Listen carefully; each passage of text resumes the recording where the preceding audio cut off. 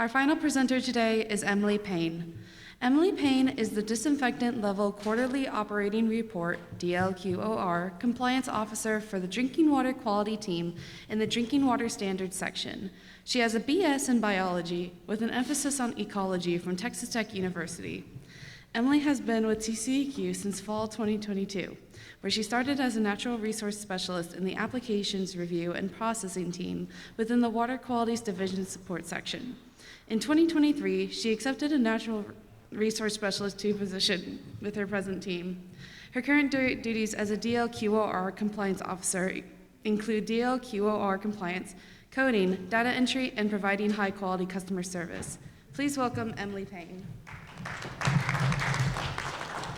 Thank you. Hello, good afternoon, everyone. I would make a joke about water, but my humor's too dry. Yeah, all right. Thanks for joining me to learn a little bit more about disinfectant residual monitoring. I hope y'all have had a great PDW. Hope y'all have learned a lot. Hope y'all will learn a little bit more with me. If you haven't already, go explore Austin, and I hope y'all have safe drives home afterwards. So let's get started. So we are going to talk about the importance of monitoring. We are going to touch on some common disinfectants, a brief little touch on alternative disinfectants, how to monitor, how to report, and some frequent reporting issues.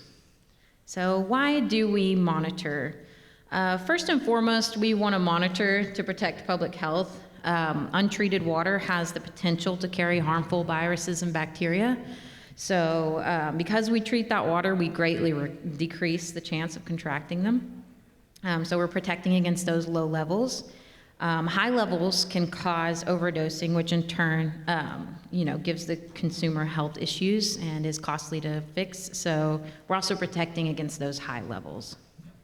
So these are the regulatory guidance documents for surface water and groundwater under the influence, or GUI systems. We have the RG211 for groundwater and purchased water. We have the RG407. If y'all want to look these up, you can Google TCEQ RG211 or RG407, or you can ask us to send you a PDF copy, and we'll be happy to send you one, and then you have that for your record. So the 2 common disinfectants we're going to talk about the most today are free chlorine and total chlorine. So the benefits of free chlorine is that it is a very strong oxidizer, so it's good for smaller systems that don't really have to worry about water age or difficulty maintaining the residual. The risks are that it does interact with organic material quickly, so that can create DBPs, which can be regulated contaminants such as trihalomethanes, haloacetic acids, chlorite, and bromates. Also, it can be carcinogenic and pollutant in higher doses, but that's like very high doses. For chloramine, the benefits, even though it's not as strong of an oxidizer, it's more persistent in the system. It's good for larger systems or systems with low water usage. It's easier to maintain the residual. There's less DBP formation. The risks with total chlorine is that ammonia nitrification can happen, and that leads to some bacterial growth that can cause some illnesses. So these 2 alternative disinfectants, I'm not going to get too much into these, but we've got chlorine dioxide and ozone. Both of these are costly and unstable. They also have additional rules, which they have their own RG documents you can look at.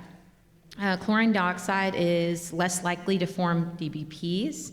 It's a very strong oxidizer, and it produces chloride as a disinfectant residual. Now, ozone is also a very strong oxidizer, but it reacts with bromine, so it creates bromate, which is one of those regulated contaminants we were just talking about. Both of these, again, they're costly, they're more unstable. But some systems like to use these instead. So this is the disinfectant residual rule. You can find this in Chapter 290 of the Texas Administrative Code in subchapter F. It's 291.10. All public water systems shall properly disinfect water before it is distributed to any customer and must maintain acceptable disinfectant residuals within the distribution system. These requirements are a huge asset. They do a great job of protecting public health, especially in a state where we have such high temperatures. I mean, just walk outside and you'll feel that high temperature. And large cities with big distribution systems. So the added benefit of proper disinfection, it's going to protect against emerging contaminants, such as Naegleria fowleri, the brain-eating amoeba, or Legionella, which can cause pneumonia. It's deadly. These can occur in systems with residuals below minimum, but as long as you're maintaining that residual above minimum, these harmful organisms are going to be inactivated. So healthy residuals are very important. Make sure you know what residuals you're running in your system. So the minimum disinfectant residual. As I mentioned before, your residuals should be above the minimum to protect from harmful organisms. Since chlorine is a stronger oxidizer, the minimum amount that you would need is 0.2. Now, chloramine is a little less aggressive, so you're going to need more of it. So 0.5 is the minimum for chloramines or total chlorine. If you're using both, it's also going to be 0.2 for the minimum, but like we just talked about in the last presentation, you don't want to be using both for too long because that's a DBP issue, and you can learn more about that if you speak to our engineers in the TA room. So the maximum residual is 4.0 for both total chlorine and free chlorine. This is their running annual average. Exceeding the maximum is really costly and has a negative effect on public health. Side effects can include nausea, vomiting, throat, and stomach irritation.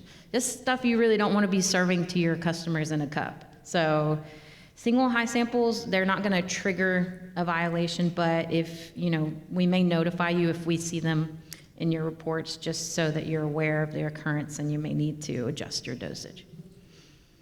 So residual monitoring at the entry point. The entry point is the primary process control point.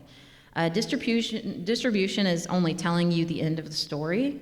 So if you don't measure what's leaving the plant, you're not going to have much of an idea of where you're starting. It is required for surface water and GUI systems. It's just strongly recommended. It's not a requirement, but it is strongly recommended for groundwater and purchased water systems. And you can't use your entry point samples to replace your distribution samples. A good example of how this is helpful is, say you have a system that has an entry point residual at 1.5. You're pretty good with keeping it consistent, so it runs about 1.5.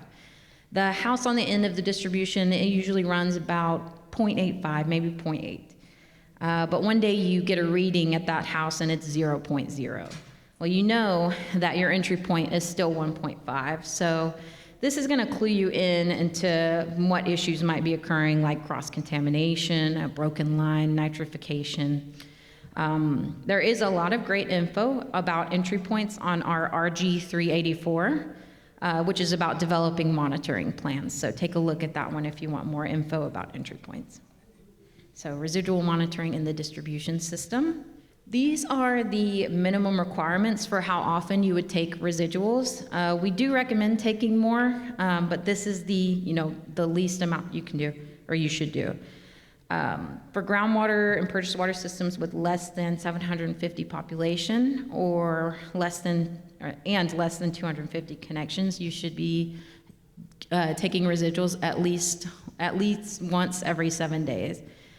For any systems with more than 750 population or more than 250 connections, that's once daily. So even if you have a population that's less than 750, if you have more than 250 connections, you should still be taking daily residuals. And you also should be taking a residual every time you take a back T sample. So this is just a helpful little chart that shows kind of the size of a system versus how many coliform samples and distribution sites you would need. Again, this is the minimum allowed amount, so you're welcome to have more if you want. So your system is like a living organism. It's not going to give you the same consistent residuals across the whole distribution. Since you know your system best and you know where your pipes are underground, you want to be mindful in choosing your representative distribution sites. So make sure that you are, choosing those sites wisely. You're rotating through that sampling, and that you can have the same sites as coliform sample sites. Those can be the same as your distribution sites. Whenever I say rotate through the sites, don't just go from this site to the site next door to the site next door. Try to go, we recommend in a star pattern, so that way you're kind of getting throughout your whole distribution system. So here's a good little example of a nice distribution system. They've got their sites all up on there. They have a population of 3,700. And if you recall in that chart 2 slides ago, systems with 1 to 4,900 population need at least 5 sample sites. So they've got their minimum of 5. They're taking samples daily because of their bigger population. If you were to only have sites on that left side of the road, that's only going to tell you a quarter of the story of your distribution system. So make sure you're choosing those representative sites wisely. And with the star pattern, I might be able to show y'all. See how so maybe you'll start at site 1 when you take your distribution sample. Then you can go down to, I don't know if this will reach, but you can go down to site 5. Then maybe you go back to site 3, then 4, then 2. That way you're not just going down the line. These are the minimum requirements for the approved methods of analyzing chlorine and chloramines. So make sure you've got an EPA-approved methods that you're measuring plus or minus 0.1 milligram per liter. You're checking against the chlorine standard. And then there's more information about this in our RG documents that we mentioned earlier.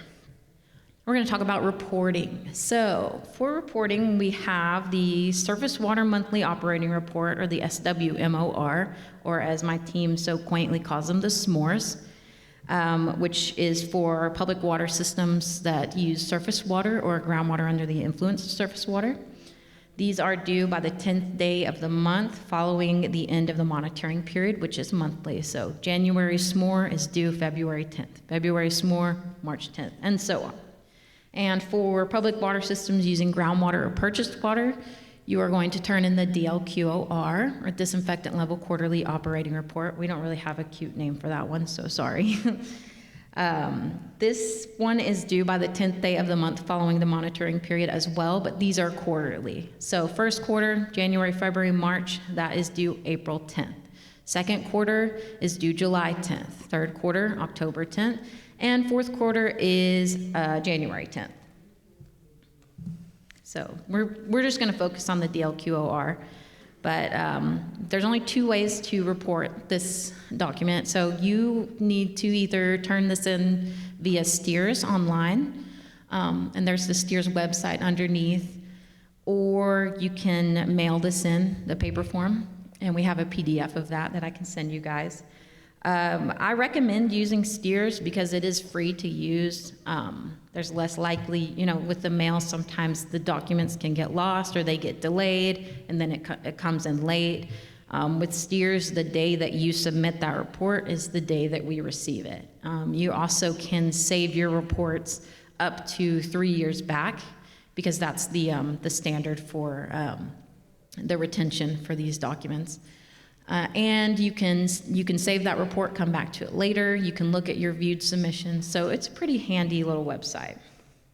So this is what the paper DLQOR looks like. So when you're filling this out, pay really close attention to what each field is asking you. Make sure you're filling it out and signing in ink. And, we do reach out for revisions and corrections if needed. But, if you get a call from us about an error on your DLQOR, or you get an email from us, don't freak out. You're not in trouble. We are trying to help you. We want your data to be accurate. We want to assist you. Make sure you're getting your reports in on time and that they're correct. So we're going to go through how to fill out the DLQOR just a little bit. So you have the monthly summary for each month. So, of course, you choose the month. Then you're going to average those residuals that you took for that month. So you're going to add up all the residuals that you took and then divide by the number of residuals. So how many, if you were a smaller system, you took 4 residuals that month, you're going to add up those 4 residuals, divide by 4. And then the next spot on the next little slot there is number of residuals collected. Again, that's just how many residuals you took that month. So if you took 4, that's where you put right there. Then we've got number below minimum. So this is any residuals that you collected that were below that minimum we mentioned earlier. So for free chlorine, 0.2. For total, that's 0.5. You're going to include the number and the percentage in this column. And then the next column, number of no residuals, that just means any residuals that you got that were 0.0. Now keep in mind that 0.0 is less than 0.2 and less than 0.5. So you will have data in both of those columns if you get any readings of 0. Then we have the quarterly summary at the bottom of the report. This is where you're going to average all of your monthly averages. So add those 3 averages up, divide by 3, very simple. Then you have the lowest disinfectant residual for the quarter. This is going to be the absolute smallest number out of all the residuals you took for the whole quarter.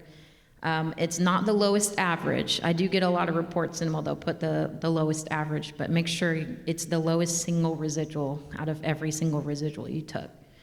And then same for the highest residual. What was the biggest number out of all those residuals you took? That's what you put there, not the highest average. So again, electronic submittal through STEERS. We have a STEERS user guide. If you want to find this, you can Google DLQOR E2 reporting TCEQ, or you can reach out to me. I will be happy to send you a copy of that STEERS user guide. And then underneath we have the STEERS website where you can sign up for an account. If you Google STEERS, texas.gov, or TCEQ STEERS, you can find it pretty easily, but again, I can send you that link to that website. This is the STEERS login page. And then this is what the DLQOR on STEERS looks like. So it looks slightly different, but it's all the same information on there that you're going to be adding in. I would like to note, though, that on the STEERS DLQOR, there is a lot of buttons at the bottom. One of them is validate, one is validate and save. There's submit, there's also exit and reset, which you can kind of ignore those two. But when you validate that report, that's just, that's averaging up all your averages and giving you those percents on those numbers below minimum or the number of no residuals. You don't really need to validate and save unless you're trying to fill out some of your report and coming back to it later. You really just want to submit that report whenever you're ready to submit, and make sure you get the confirmation email whenever you submit that report. So some frequent issues that we have with the DLQOR is incorrect PWS ID. Make sure you have that whole 7-digit number on there. Type of disinfectant not reported. We can't tell what disinfectant you have in your system, so you really need to let us know. Missing signature. If your report does not have a signature, it is not an official document, and we will make you mail a new one in. So be aware of that. Active status not matching data. That is when maybe your PWS activity for the month, it says active, but you don't have any data for the monthly average or anything. Make sure to include a note with your report. Hey, I don't have any data from January because I just started operating this system in February, or maybe I couldn't get the previous data from the other operator, something like that. And then monthly summary does not match the quarterly summary data. That's maybe your lowest residual was 0.1, but then we look up on your averages, and one of your averages is even lower than that. So that's clearly an incorrect issue, so that you need to correct. Or maybe your lowest and highest are switched. So just make sure you're paying attention to what data you're putting in those fields. And then record keeping. So accurate. So make sure you're keeping your daily or weekly records, and that you can bring them up whenever you need them for compliance. We may ask to see records if we're reviewing your DLQOR and there's some issues with the math on there. You must keep all records of the residuals of both distribution and entry point, and make sure that your lab approval forms are up to date. So the importance of the good data, even though these are requirements for water system, there is benefit for keeping this good data. You know ahead of time what issues are going to arise before the customer does, so you can jump on top of that before you get a bunch of phone calls or complaints. You're protecting public health by preventing a variety of microbial challenges. You're minimizing your violations or fines. You're making your customers happy and they're healthy. So for additional assistance, we do have the Financial, Managerial, and Technical Assistance Program. They're contracted with Texas Rural Water Association to provide free on-site and remote assistance. They can do a myriad of things for you. Some of these are included in here. They can also help you with your reports if you don't know how to fill something out. Super helpful, and it is free for you to use. And there's their email, fmt@tceq.texas.gov, and you can reach them at 512-239-1076. And then we have the contact info for a drinking water quality team. This is our general phone line, 512-239-1062. We've got the DBP email, dbp@tceq. There's the Steers help desk. You'd reach out to Steers if you need any assistance with your login. Maybe your password's not working, you need to reset, or your account may be archived. They can help you with that. And then we have the SMORE and surface water treatment rule email here, and then of course our website. And then this is my contact info. Again, I'm the DLQR compliance officer on the drinking water quality team. You can reach me at emily.payne@tceq.texas.gov, and my direct number, 512-239-4694. And that is it for me. Thank you guys. Y'all have a safe drive home.